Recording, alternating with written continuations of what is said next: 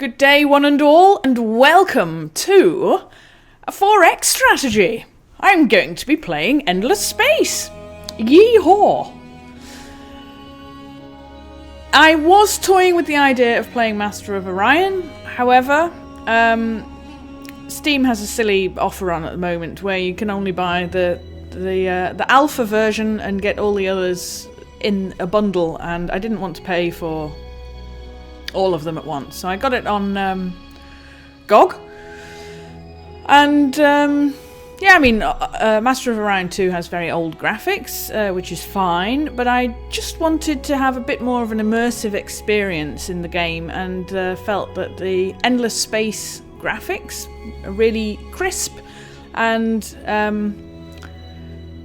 help my process. So you got this one instead, but that doesn't mean that we won't be playing Master of Orion in the live streams, so do not despair if that is your 4X game of choice.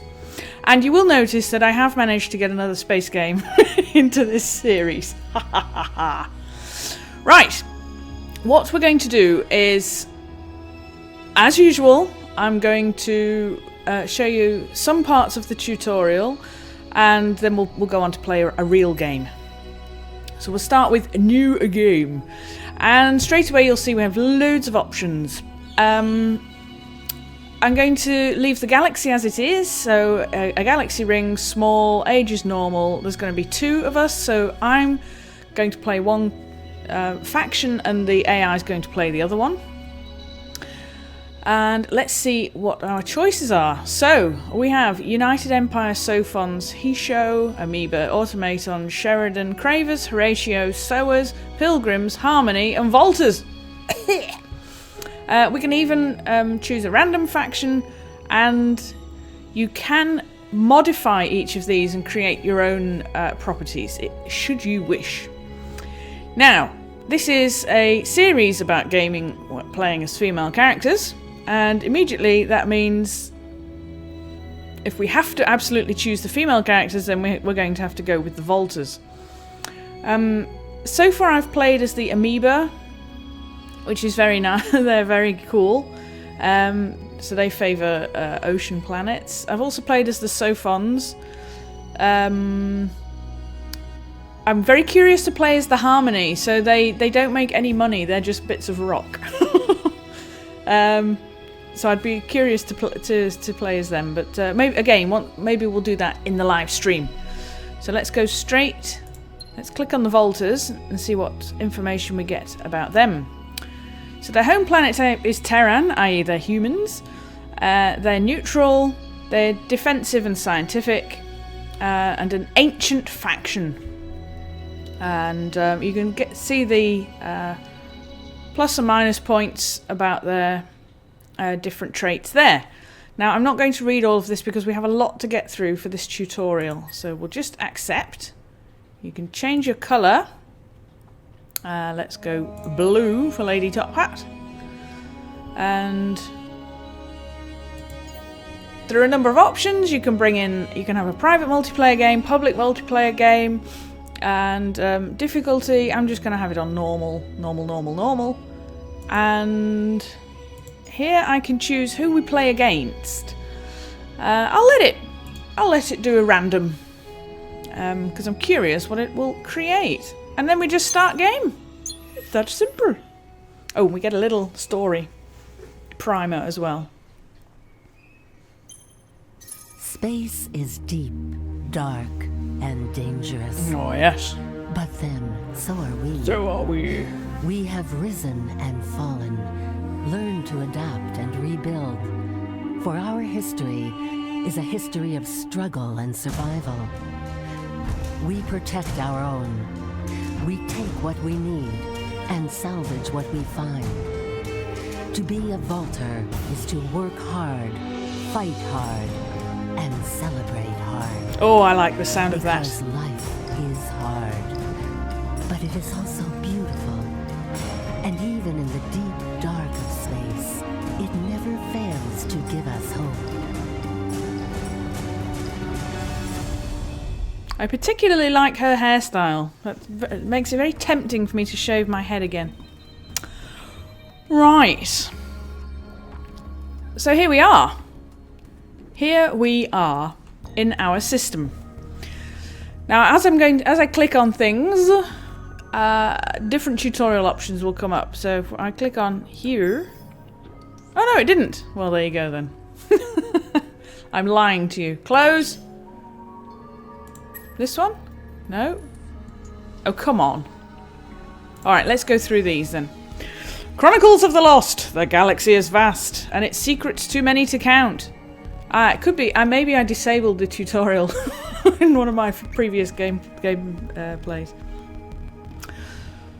The galaxy is vast, and its secrets too many to count. Given the many civilizations that have risen and fallen since the advent of intelligent life, it is certain that great knowledge, vast riches, and gruesome tales all await the hand of the intrepid voyager. As space is further explored and more systems become homes for new colonists, bit by bit, the secrets of the old peoples will see the light of day. What more is there to learn of the Endless and their allies and enemies? Only time and dust and tenacity will bring the answer. Sound a bit like the... what are they called in WildStar? Dismiss that message. I'm sure it also begins with an E. Oh, good grief. Husband. What race? The green ones. Elden. Thank you. The Elden. Elden in WildStar, Endless in Endless Space. Okay. So it seems I disabled the tutorial in the last playthrough. I can enable it again in the settings, but I'm not going to. Or should I? Oh, I don't know what to do. Stick with the plan?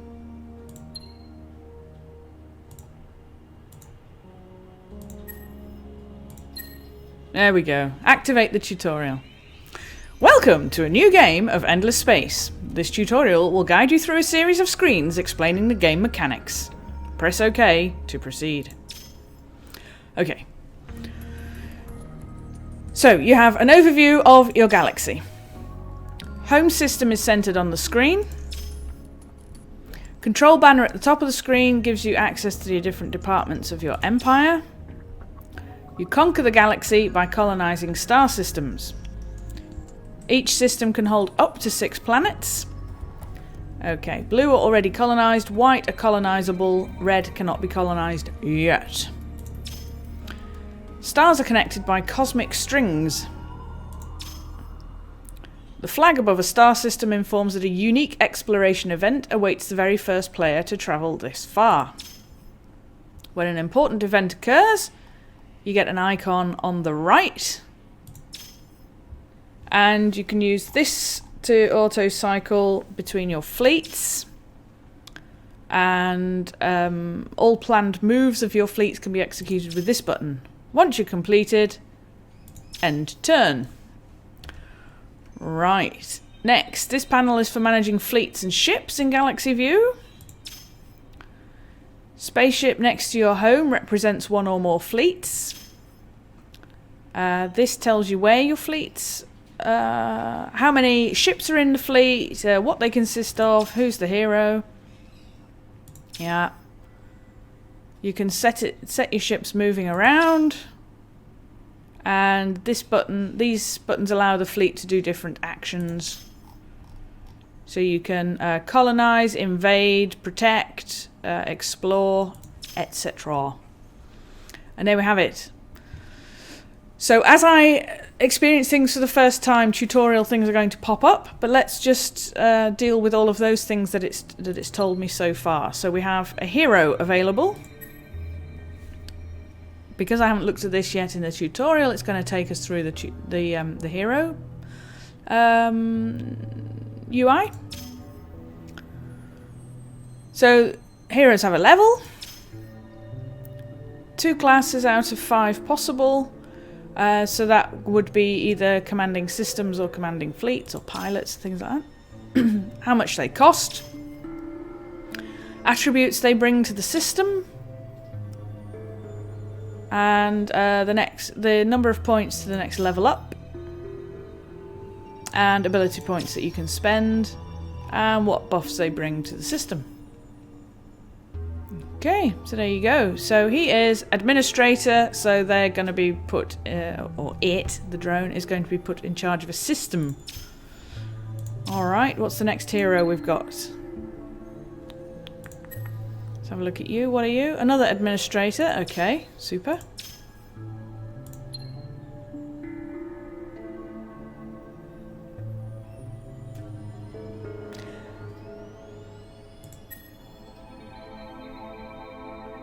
And a pilot.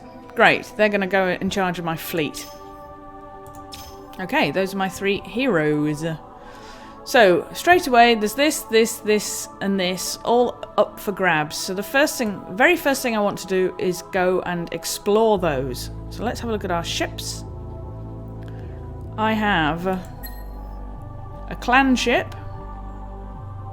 That's for colonization. And I have a probe, which is for exploration. The first thing I need to do is send this one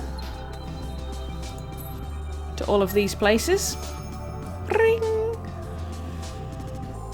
And then I'll discover new planets. Okay, this is an endless structure with no visible means of propulsion. After penetrating the outer shell and the defences, tactical scientific strike squads discovered a door. Upon opening the door, they saw an identical door opening a few meters ahead of them, encircled by polarity-reversed anti-versions of themselves that were also trying to decide what to do. Golly.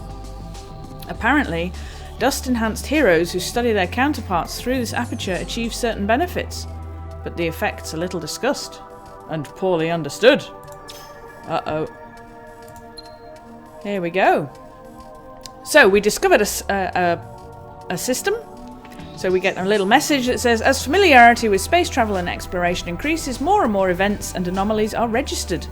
Some of these are simply strokes of luck, either good or bad, while others are complex situations that require decisions and generate risk. Okay, so I have +5 XP on my fleet. Super. Now what I'm going to do is I'm going to set up my discovery ship to go around all of these planets, and I'm going to have a colonization ship follow it up, and we're going to settle all of these systems because we need to expand. Well, we're going to explore and expand. There's the first 2 X's. Now, this clan ship is telling me I can populate a planet. There we go. So there's only one at the moment that's habitable, which is this one. Hang on. Hang on. That's already ours, isn't it? Yes. You, clan ship, go to this one. Oh. Small desert, large lava, small tundra. Oh, look, I can't colonize any of them right now. Rubbish. Okay, you head over there as your next thing, and you head over here as your next thing. Right. Okay. So the plan is explore and expand. Now we'll go to the one that we own, and it takes us to a tutorial. So, this screen shows a star system status and allows you to manage its production. Okay. The star system name is displayed here. Click on it to change it if you wish. A star system produces 4 basic outputs: food, industry, science, and dust. Together they're known as FIDs. Population, approval, star system and all the planets and moons it contains. When you control more than one planet in a system, you can drag and drop population units between them to optimize the FIDS output. Okay. Down here in the development panel, you can add star system improvements or ships to the production crew. The production crew, haha, queue, which is there. There's the production queue. Okay. Here, when a spaceship is built, it goes into the hangar. You need to create a fleet to use it, and you can add improvements. Improvements improve the system, but they also cost monies. You can add a hero.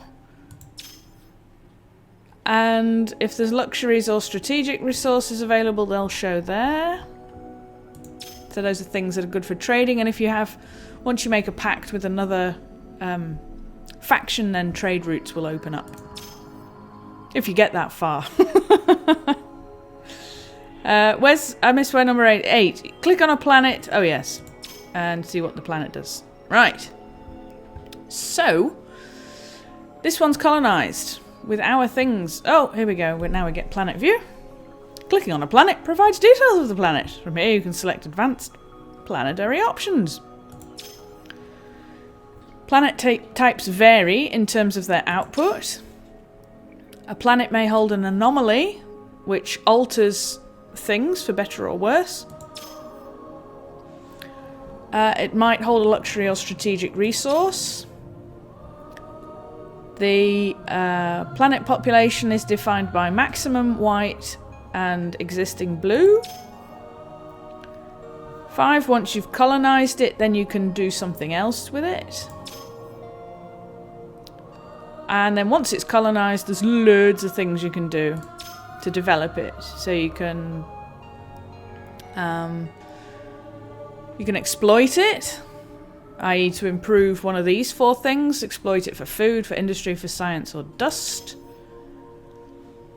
You can get rid of negative anomalies by this. And then you can go for terraforming, which will obviously terraform the entire planet. And then if you have a moon, you can also survey your moon. Sometimes moons have hidden temples. So all of the actions that you set going on a planet will queue up here. Okay. So we have 1, 2, 3, 4, 5, 6, 7 is our capacity, and we've got 3. So that's nice. We're producing all 4 things. This is a Terran planet. This planet type is easy to exploit. And then we have things, so we can do evolved soils, industrial zones, colonial exchange, or exoscience stations. Now, because this is a Terran, I'm going to pick one that gives me a Terran buff. So that could be either evolved soils or... Nope, that's the only one. Okay. So, do that.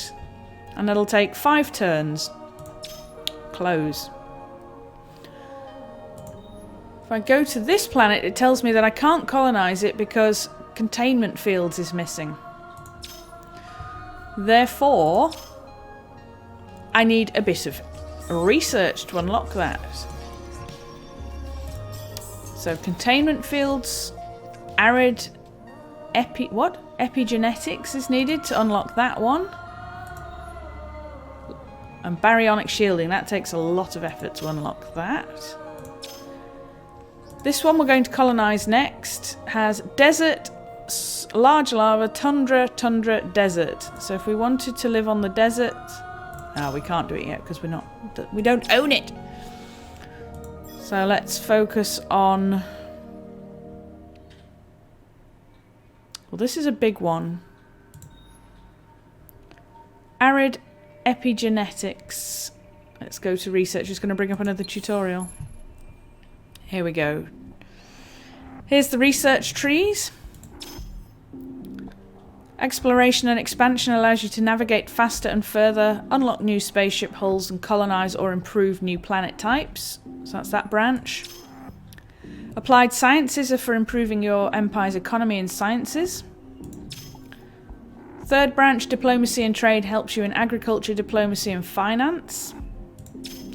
And galactic warfare unlocks combat modules to outfit your ships and make ships more efficient in combat. So you need all of them, unfortunately. Yep, so click on it and it goes into the queue. Oh, you can scroll in or out. Okay, when you scroll all the way in, you can see the individual things. And it costs something and takes a number of turns to produce. So there's certain dependencies, so in order to unlock one, you might need to unlock earlier ones. And you get a green wave pattern telling you which one you're currently researching. And orange ones are specific for the empire you're playing. And if you want to look for something, use the search box. So I've already now forgotten what the thing was we needed to unlock this. Arid epigenetics. Let's have a look. Arid. Locate. Arid epigenetics. That's only 4 turns. Yes. Let's do that. You see, you get the green wave. Okay. So that'll start researching that. Now that I've chosen something to research, you'll see here it gives you the number up at the top. How many turns it's going to take to activate. And I think we'll leave it there.